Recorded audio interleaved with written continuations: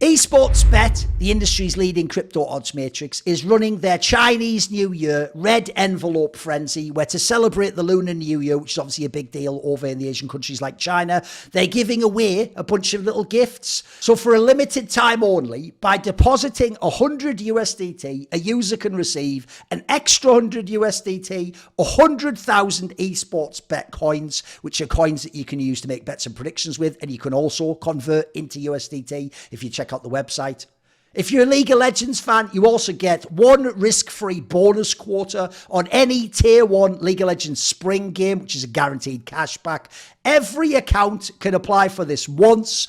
And obviously, if you're a beginner and you've never done any bets or deposits, the risk-free bonus is super useful to use. Like, you could obviously use it potentially for a big game, again, in League of Legends. If you need any more details about the red envelope frenzy, you can see there on the site, if you go to this page where it says apply the bonus, you can click the contact us, and basically you can ask customer support and they will tell you any of the details, what the exact terms are, and whether you, obviously in this case, every account is eligible for it. So check out the website, esportsbet.io.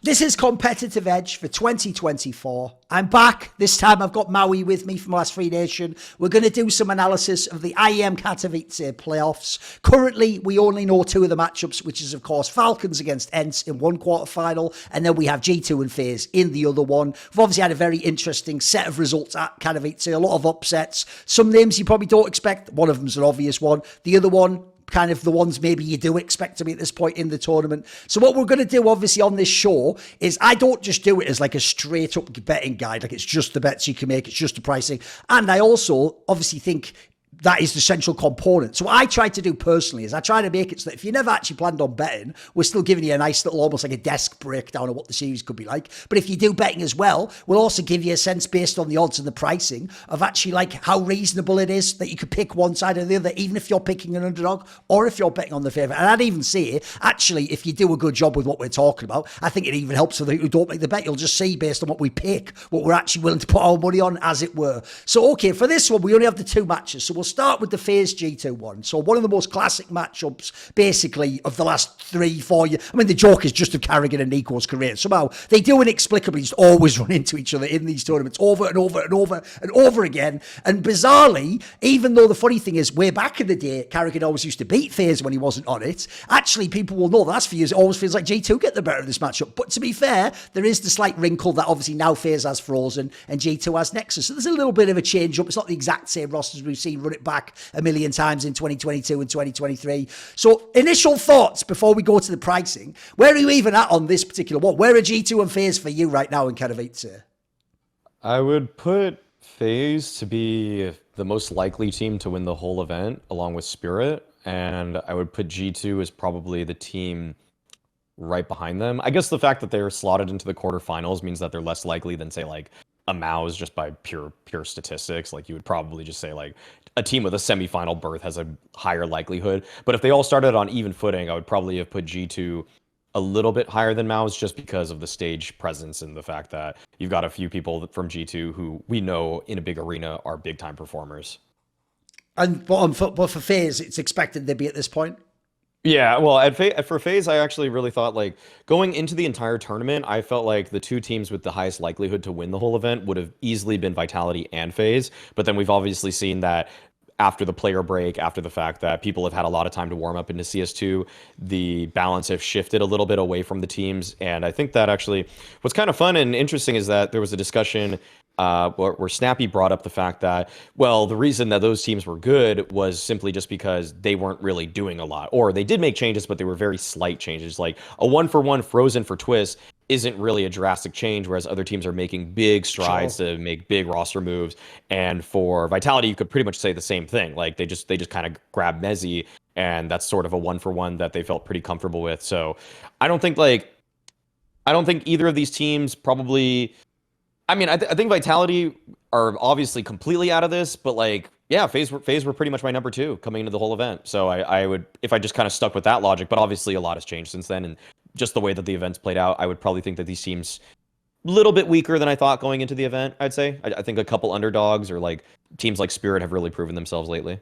Thing is, I think not just the recent track record, but even the way this tournament has played out and what the eye test tells you about the two teams means I actually think currently this is actually fairly well priced. Like, I do think it's close. Both teams can win, but I do think FaZe is the better team at the moment. Oh, yeah. Meanwhile, even if FaZe haven't looked in winning form, as you say, the difference is G2 has looked really ropey. Like, it's not just the memes of the social media manager. You can tell some of their players and their whole org was sort of like waiting on that last match, like, are we actually just going to get bounced before the playoffs even come? Like, I can tell that was sort of like somewhat like the joke is I bet Casada had like a tweet just ready to go about like Huxius, but like it was looking like it was a touch and go there, guys. And I'll say one of the reasons why it's a bit alarming to me, because look, the good thing about being a betting show is even if I think G2's the underdog, we can ask the question now, are they appropriately priced? Because an obvious thing so far that's been a problem, I think, having Nexa is Nexa's just been kind of pretty bad production wise. Like, that's one thing they have lost. Like, there was JK's occasional big prestige peaks that you haven't had that. Nexa struggled. Hunter is struggling massively. And at the moment, it really is like Monacy has to mega carry and then Nico's got to be pretty good too.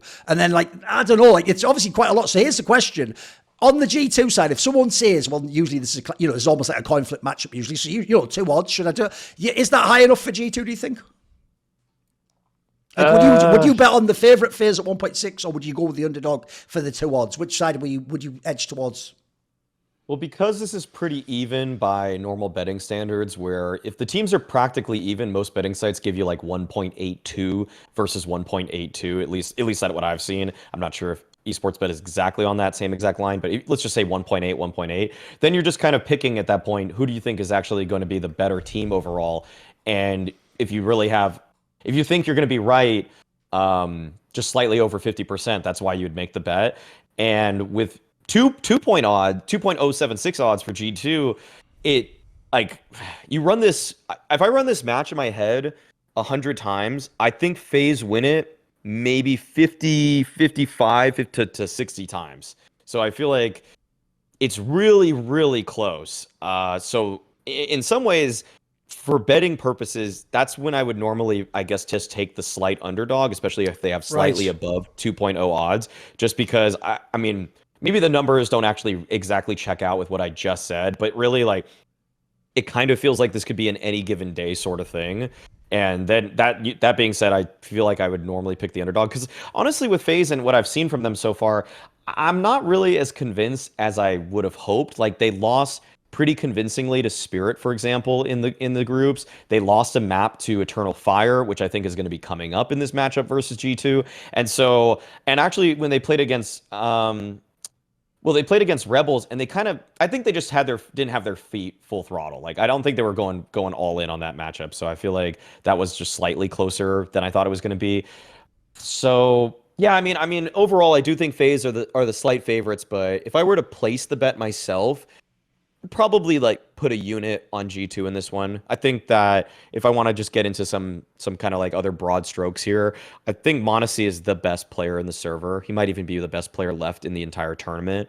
And so I feel like and I think that the slight nerf to peaking will improve Mauisnake more than it'll improve anybody on FaZe. So I feel like there's a couple things working in his favor. I also think that Nico's had a pretty tough time as an individual, as a rifler, and finding his groove. And I feel like, yeah, you could say that everybody on FaZe might get a little bit of a boost too as a rifler. Like, I think this might benefit Rops a little bit too. But I think that with Mauisnake on the team, I think he's going to fill his team in on a few more of the things quicker than the other team. Like, the two like nerdy grinders I see in this game are Rops and Mauisnake, and I feel like Mauisnake is somehow always a little bit more on the cutting edge than somebody like Rops, and so I feel like that's just the slight edge in the time leading up to the matchup to G2. The thing is, I'll give a bit of analysis, which is funny because it'll make it sound like I'm going to say FaZe at the end, but then I'll give you the spoiler already. I'll just actually come back. I think we're going to agree we're going to put a unit on G2. Here's why. Because I actually do think in the minutiae of this specific matchup of these 10 players who are playing currently at Katowice, I actually think if I had to pick an X factor to win the game, it actually probably is Karrigan calling on T-side. Because right now, even with this nerf, T-side has just been very powerful in CS CSGO in MR12, again, like we said, you only need a couple of great calls. That suddenly wins you the half, etc. And also, if you just look, G2's a team that need the T side as well, mate. Like, Nico has dropped off like a morpho on the CT side. He's not the dominant rifler he was, where you come into his site and he picks off 3 with different off. He doesn't do that anymore. Like, that's not his game at the moment. So the difference is, if I have to pick between Huxley and Carrigan calling, I'm obviously going to take the Carrigan calling side. But I actually agree, for betting purposes, I actually think the smart money probably is the bet on G2, because I do actually think it's what I've done every time this matchup happened. When I alluded to before, it was always close. I tend to just pick the underdog, because I actually think they're so close that, like I say, if you notice, I've essentially picked something that's not like definitely a hard factor. It's almost an intangible. I've sort of said I think Carrigan will sort of outsmart him or do a couple of shrewd reads. But I actually think if you look at the firepower of the teams, you look at the current form, I think it's so close. I'm with you. Okay, so as I said, I am indeed going to do the bet onto G2. I'm going to say G2 with the 2.076 odds. I'll put, I think I'm supposed to put 1,000. That's the unit we put on. Going to say 1,000 on the underdog there. Normally, by the way, I do the Cassard method, where if it's actually an underdog, I do a half unit. But I think on this one, essentially for me, it's a 50-50. So I'm just picking the... And what I'm essentially saying there is, if I actually think G2 is actually like the slight favourite, I might as well just do the normal size of bet, and then I'm priced in to win more. Because obviously there's a strategy to how you do that. Yeah, another thing that I like about this matchup for G2 is that in terms of the veto, one thing that's fun about G2 lately is that they have been playing with a 7 map pool, and so they've been banning out either Vertigo or Overpass, and actually they banned Mirage too sometimes. So like they've kind of like swapped their ban a lot, and I feel like that actually in a fun way gives them an advantage here, where they're going to be going into this knowing what the veto is going to look like more than FaZe, and I think their game plan then can be a little bit more specific, because I think that for this matchup they're probably just going to ban out Mirage, given that they have a 0% win rate lately on the map. But I mean, that's the thing, like it will kind of test Kerrigan on the map if they don't, because you look at the pieces that they have and you wouldn't necessarily think that there's any reason they should be so bad on Mirage, except for the fact that now Nexa is the A anchor, and Nexa has just been having... Nexus is just kind of bad at that. Like that's probably the one key thing. But then what some teams have been doing is that when they let the team pick a map like that, then they just pick T side. Like I've been seeing that a little bit more in CS2. So I feel like things can get a little bit weird here for the veto, in that the FaZe pick is more... It's like G2 can sort of dictate it, because if they ban Mirage, then FaZe will probably pick Overpass. If they ban Overpass, then FaZe will probably just be picking into Mirage. And there's even like a world too where like FaZe have been liking Nuke, and also G2 haven't looked the greatest on Nuke itself. So I feel like G2 are going to come into this with probably a little bit more in terms of prep for like different maps, because they're going to control the veto a little bit more. But I also do feel like G2 is going to pick Anubis, and I think that's something that FaZe are really confident on. And so yeah, I just feel like the veto in general is more... Usually I feel like Kerrigan's the master of vetoes, and he's the one that catches people off guard. But this is one of the rare times where I feel like, no, G2 actually can flex a little bit more than FaZe can. And then obviously that one is the mixture of their potentially contender teams. Maybe they can win it all. Or the historical Nico versus Carrigan's always a fun one for a stage match. But the other matchup is quite fun in its own right, because if people don't realise, it's just the names that are going to throw you off, guys. Here's why this is a banger narratively. Because one, it is Snappy against ENCE. So there's step one. It used to be his old team, but it's only Dika that's actually still remaining. Then it's actually some of the players who recently played with Glaive and are now in Snappy's team again in Falcons, in Madden and some Pyres. So there's a really weird one where he's actually just worked with these guys recently. And then obviously Snappy basically has the core events playing against ENCE, and both teams actually have opposite trajectories. Like a lot of people hyped the Falcons, and thus far they've kind of limped to this point. Meanwhile, nobody had any hopes for the Polish Lukas infused ENCE. But the joke is they've sort of played way above the level you'd expect. So, and this is another really spicy one as reflected in the odds. Like, where are these two teams even at in World Counter-Strike for you? To me, ENCE are actually overperforming, and Falcons are improving every time I watch them play.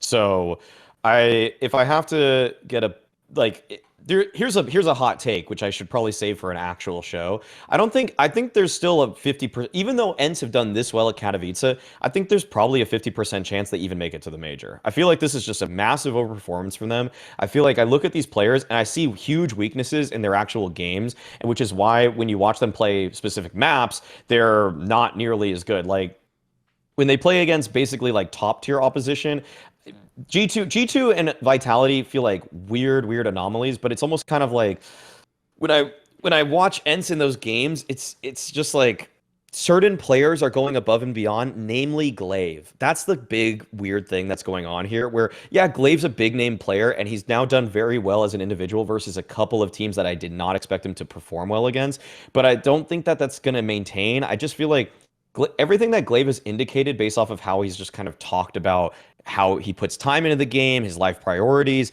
doesn't seem like this is something that he can really sustain, and he's just on a really crazy streak of form right now.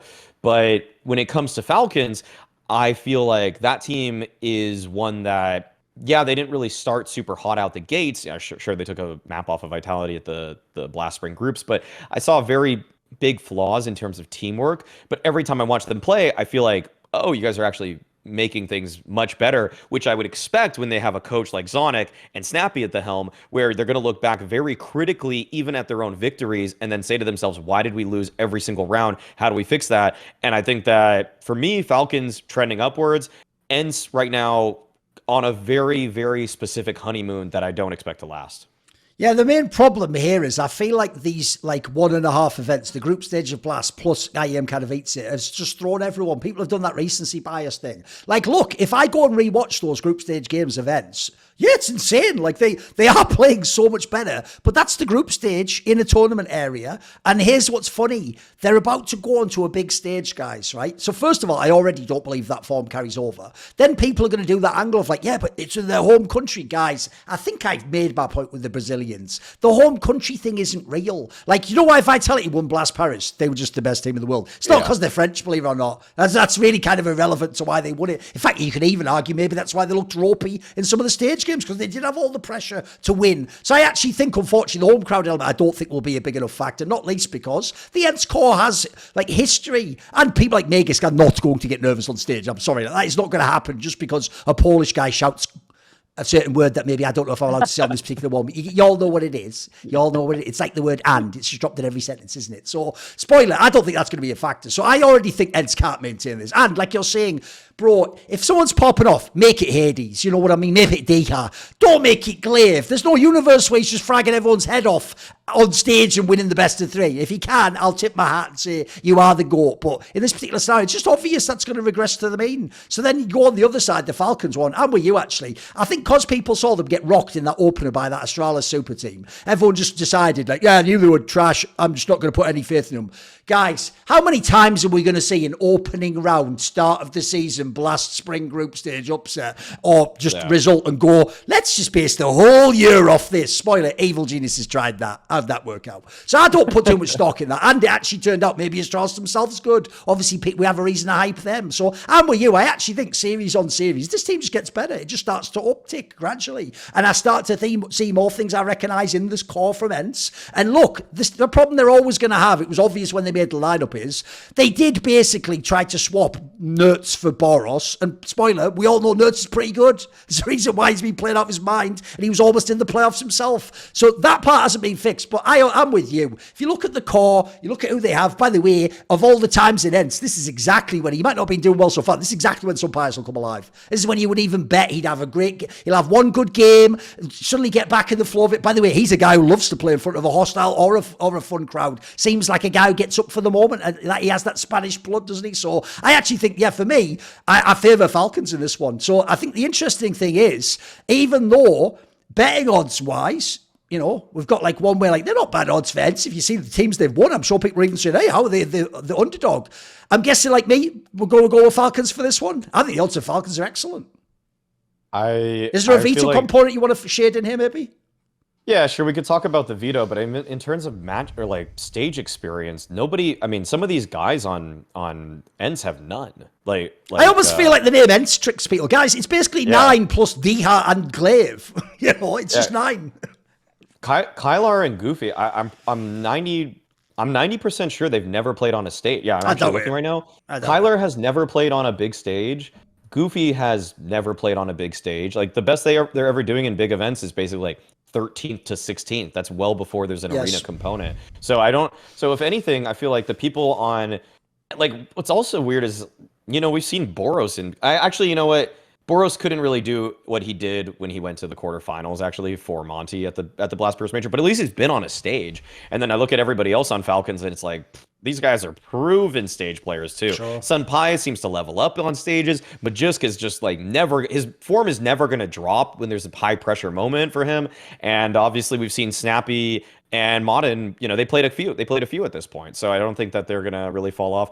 The veto component to this one is that I think that the ENCE has to pick Vertigo. I think there's one thing that's interesting about this. Both of these teams ban Inferno. So there's going to be probably a game of chicken between both of these rosters and who's going to actually ban it, if anybody does ban it in the first phase. Because I think there's a very clear pick for me for Falcons is that they should go for Ancient. ENCE are, to me, very bad at Ancient, and the reason for that is Kylar has no effing clue what he is doing in middle on that defense. Like, he was getting absolutely stomped every time I've watched him play that map, because he just doesn't know where he should hide or whatever. There were rounds where in the green room, Bubsky and I were just laughing because the way ENCE play on that map is just like they just fed Maus the same way over and over and over again, and we were like, is this the strat? Just like Glaive push cave and die the same way 5 times in a row, or Kylar just stand behind the top mid, the window smoke on top mid, and just don't do anything and give them all. So these are some old school Nafani Cloud9 T-side ancient strats, basically. Right, okay. They just had no clue what was happening on the map at any point when they were playing the defense, and so Maus just ran over them. And I feel like that's going to happen. So I think Falcons have to pick that if ENCE don't ban it, and I just don't think ENCE are going to get better in that time. I'm also curious if actually Falcons then are going to ban Vertigo themselves, because I feel like that's the one map that ENCE might have in their back pocket on this. That's what everyone used to say, right? Is it the one thing Nine can do is play Vertigo against people, right?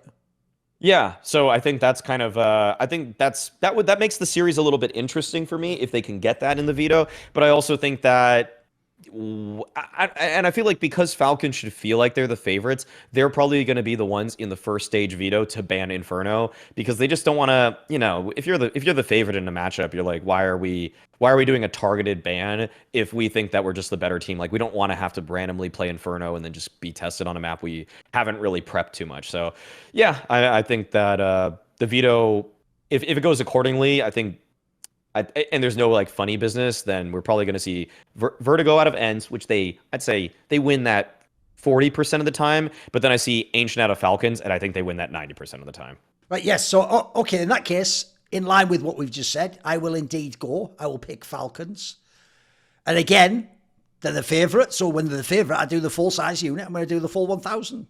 There we go. We're going to take Falcons to win at 1.746. Oh, the last thing to say about this matchup as well is normally, if I actually think a matchup is close and there are odds like this, like the favourite's like quite high and then the underdog isn't like that low, normally I say this is a trap game. Stay away from it. Like, this is scary on both sides. But actually, I think the intangibles and the historical elements actually shade this quite heavily to Falcon's side. I agree. If you looked at the form just in the group stage, you would say ENCE has all these chances. But like we're saying, this isn't you expect them to drop off with the experience angle. I even think, quite frankly, you look at some of the players that are going to have to go up there. Like, mate, Hades has experience, but he himself would have playoff series he would go missing in. Like, if you want to tell me some Pius has bad stats so far, yeah, you know what? Put him in this game. Let's see. I think he'll pick up, quite frankly. So I actually think essentially ENCE are the honeymoon team. They've done that little run where it looks awesome, but this is like the moment where, the Cinderella run stops, the clock strikes 12, and Falcons, it might seem boring, but experience wins. It really does in this game. It's the reason why upsets sort of ruin tournaments.